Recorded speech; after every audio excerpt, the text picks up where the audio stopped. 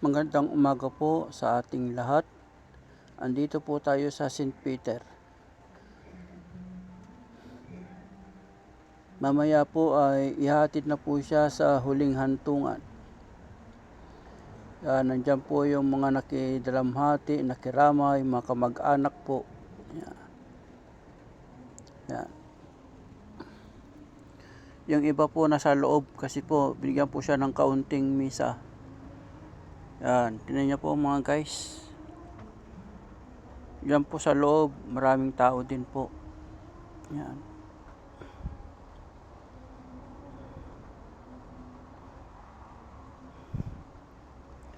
Yan, inaantay po namin matapos mga guys. Yan, dyan po ililibing po sa taas. Yan po sa Golden Haven.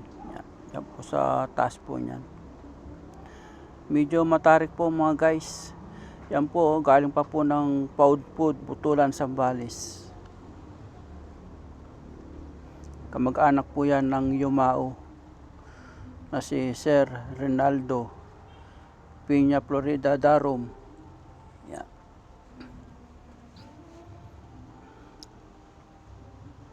Yan po, yan.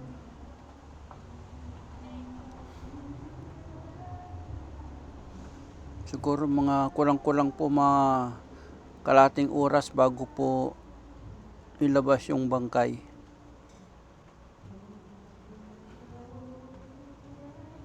Yan po, nakikita niyo po mga guys. May pare. Yan.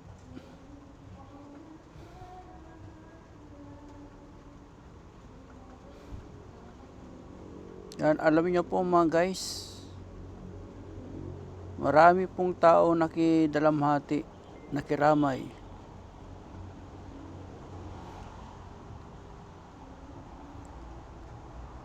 Maraming salamat po sa mga nakiramay, nakidalamhati. At hindi po sila nagsawang makilamay po.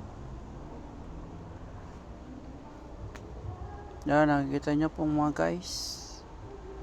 Yan, nandyan lang po ako sa loob ng sasakyan mga guys. Kasi napakainit po sa labas. Buti po sa loob ng sasakyan, aircon. Yan.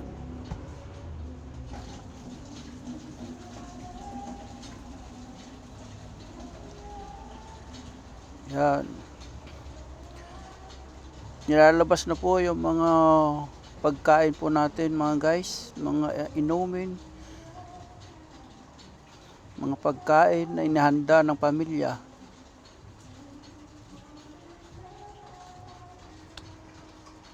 Yan, ready na po sila mga guys. Malapit na pong ilabas yung bangkay. Yan.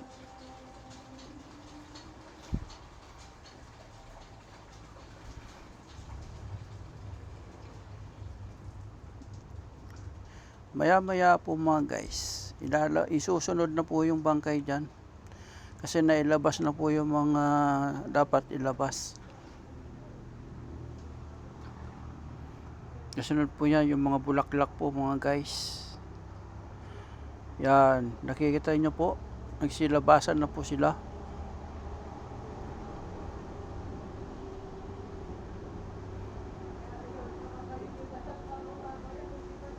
Yan. Nagsisakay na po yung mga iba. Alam nyo po kasi po mga guys, paakyat po yan sa taas. Yan. Unti-unti na po nilang nilalabas yung mga bulaklak. Kasunod po yan mga guys, yung bangkay na po.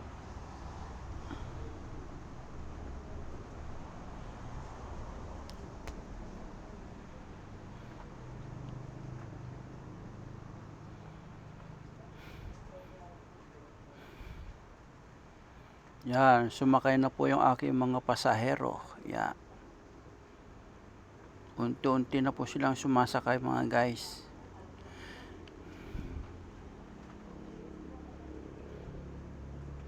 Yan po, nakikita nyo po mga guys, nilabas na po yung bangkay. Pagkatapos po niya mga guys, aakyat na po kami sa taas. Yan po. Nakita niyo po.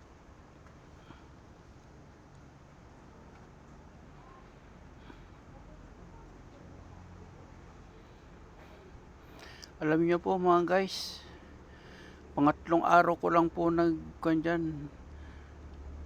nagserbisyo sa kanila, pero napakabait po nila. Lalong-lalo na po si Doktora, si Madam Maria,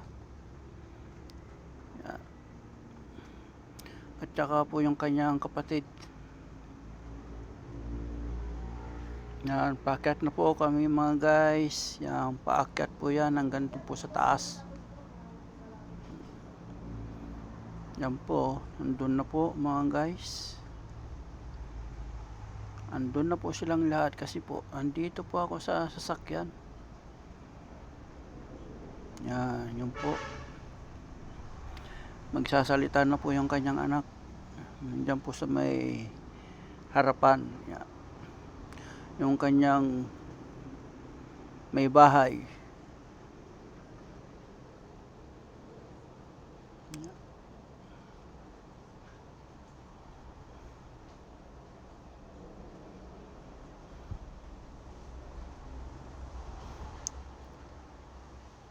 Yan po.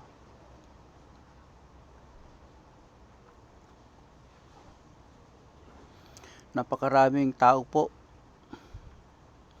Galing po sila sa iba't ibang panig ng bansa. Yan.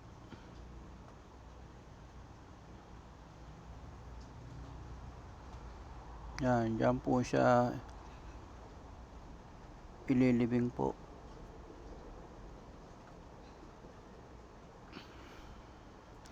Napapansin nyo po mga guys, napakaganda po yung tanawin sa baba. Oh. Pag dito ka po sa taas, marami ka pong matatanaw na tanawin. Yan.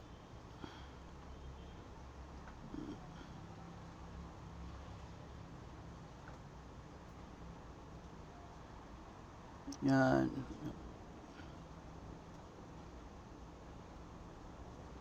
Yan po yung kanyang mga naiwan mga anak, tsaka yung kanyang pong may bahay. Yan.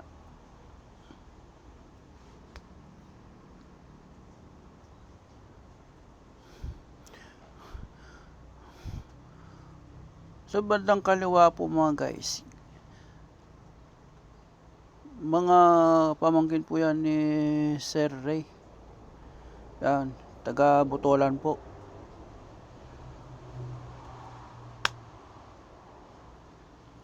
Yan po yung kanyang anak na nagsasalita po mga guys. At yung nasa likod po niya, yan po yung kanyang asawa. Yan. Yung nakaputi po, yung kanyang anak, yung sumunod po, yung kanyang asawa. Yan po, nakikita niyo po mga guys, napakaraming tao po.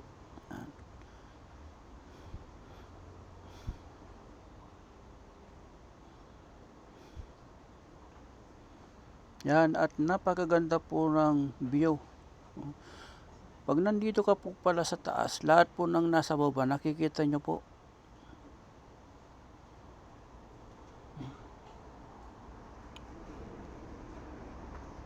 Pagkatapos po niyan mga guys,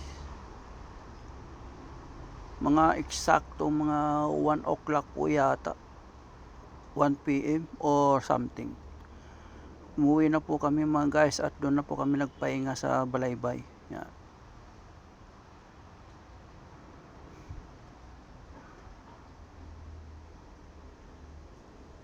Yan. Yan po yung kanyang caregiver. Yan, yung may dadala pong bag na kulay green.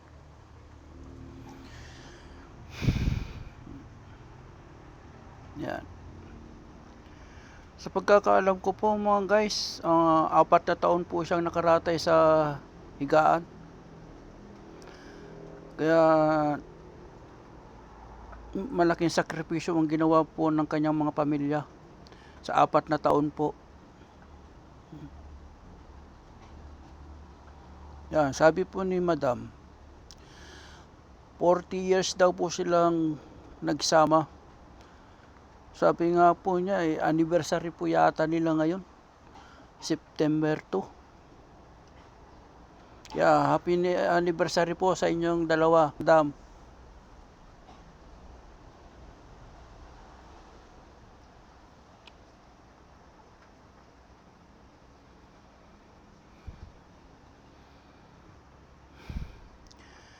Yan, yung iba po mga guys, nagsi-uwian na po.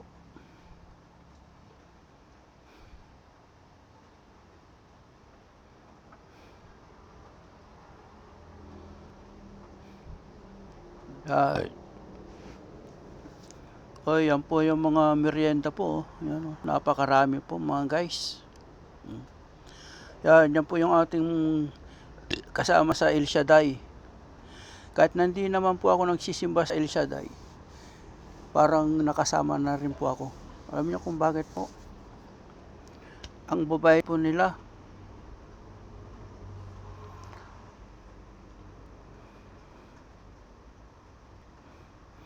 handa po silang magsakripisyo para ikabubuti po ng lahat.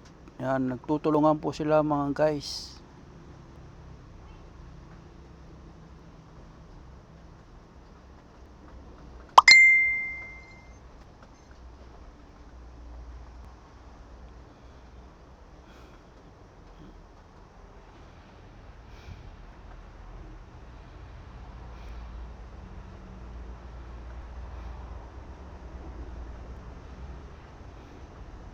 Yun po si Dr. Maripe. Yan. At saka yung kanyang pong boyfriend, si Sir RM. Yan.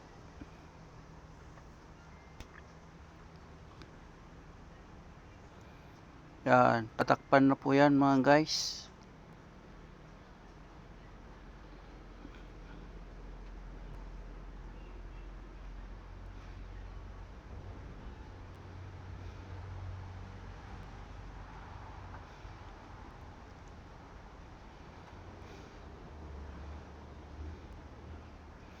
Yan po, ihahatid na po siya sa huling hantungan. Yan. Yan na po siya sa ilalim ng lupa.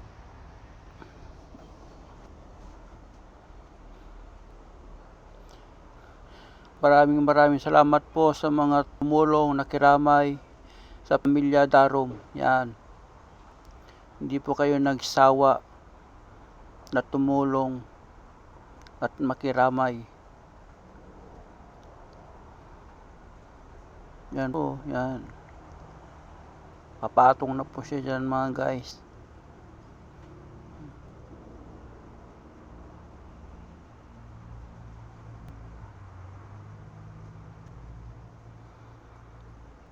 Yan, pag kanya-kanya na pong patapon ng mga bulaklak. Pagkatapos po yan mga guys, yan,